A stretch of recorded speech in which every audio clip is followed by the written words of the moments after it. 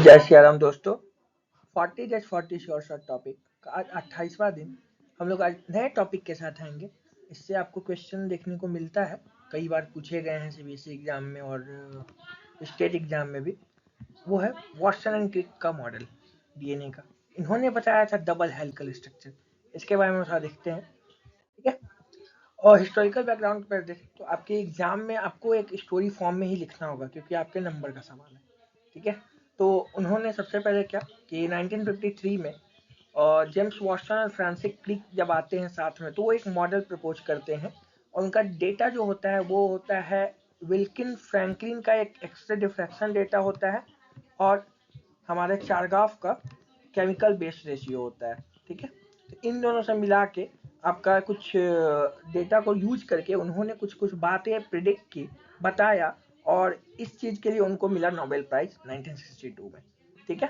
वो बातें क्या थी? वो मॉडल थी double helical model of DNA. इन्होंने बताया कि जो डीएनए होता है वो आपका, ये डीएनए ऐसा कुछ बताया था। इसके बारे में अच्छे से हम लोग देखते हैं। उन्होंने क्या बताया कि डीएनए डबल हेलिकल होते हैं, राइट हैंडेड मॉलिक्यूल में क्वाइलिंग होंगे, ठीक है, राइट हैंडेड फैशन में क्वाइल होंगे, और जो डीएनए दो पॉलीन्यूक्लियोटाइड चेन से बना होगा। इसमें बैकबोन जो होगा वो अल्टरनेटिव शुगर और फॉस्फेट ग्रुप का होगा। तो आपसे ये क्वेश्चन एक नंबर में एमसीक्यू में पूछा जाता है कि जो बैकबोन होता है डीएनए का वो कैसे क्या होता है? तो कंपोज होता है अल्टरनेट शुगर का और phosphate, sugar phosphate sugar phosphate. Nitrogenous base backbone नहीं होता है, वो आगे की तरफ होता है, ठीक है।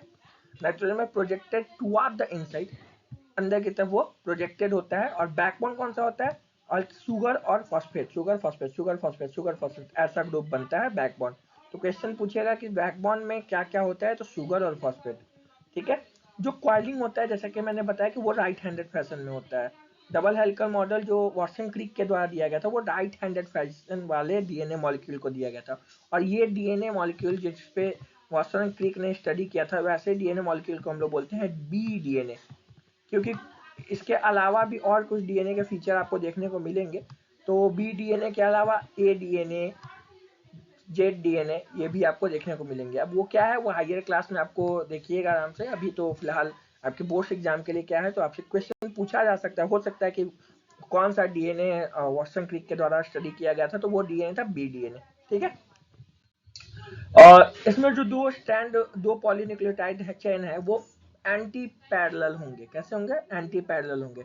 यानी एक 5 से 3 की तरफ चल रहा है, यानी एक ऐसे 5 से 3 की तरफ जा रहा है, तो दूसरा जो होगा वो 3 to 5 की तरफ जाएगा, ठीक है। इस तरीके का एंटी पैरेलल स्टैंड होंगे, 5 to 3, 3 to 5 की तरफ। पोलैरिटी एंटी पैरेलल होंगे।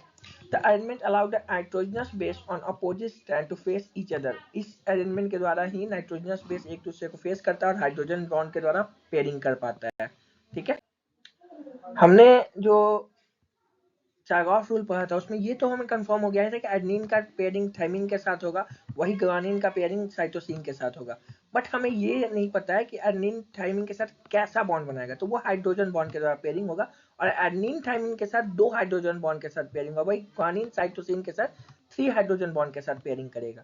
तो अगर आपसे क्वेश्चन पूछा जाए कि डीएनए के अगर एटी और जीसी को ब्रेक डाउन किया जाए तो कहाँ पर एनर्जी का ज्यादा रिक्वायरमेंट होगा, किसमें, एटीजीसी, एटी में या जीसी में? तो आंसर आपको देखकर पता चला है कि इसमें 3 हाइड्रोजन बॉन्ड है, तो जाहिर सी बात है यहाँ एनर्जी ज्यादा लगेंगे तोड़ने में, ठीक है।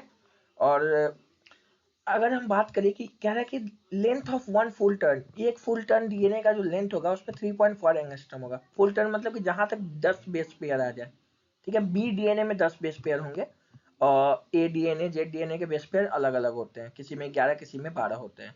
बट बी डीएनए जो जिसमें वॉटसन क्रिक ने जिसका स्टडी किया था उसमें 10 बेस पेयर होंगे, और 10 बेस पेयर के बीच का डिस्टेंस 3.4 nm होगा। तो एक बेस पेयर के बीच के डिस्टेंस का क्या होगा? दो, मतलब कि दो बेस पेयर के बीच का डिस्टेंस एडजेसेंट बेस पेयर के बीच का डिस्टेंस 3.4/10 करेंगे, यानी 0.31 नैनोमीटर या फिर 3.4 एंगस्ट्रॉम। क्लियर? और कह रहा है कि दोनों स्ट्रैंड है, जैसे 2 स्ट्रैंड है आपके डीएनए के, एक ये स्ट्रैंड है और एक ये स्ट्रैंड है मान लीजिए। तो इन दोनों के बीच का डिस्टेंस कितना होगा? इन दोनों के बीच का डिस्टेंस कितना होगा? यहाँ ये वाला डिस्टेंस कितना होगा, ठीक है। तो इस डीएनए के बीच का डिस्टेंस अगर हम बात करें तो वो है 20 एंगस्ट्रॉम। और ये भी पूछता है ये किसके कारण होगा, तो नाइट्रोजनस बेस और हाइड्रोजन बॉन्डिंग के कारण। ये इक्वल डिस्टेंस होता है हर जगह।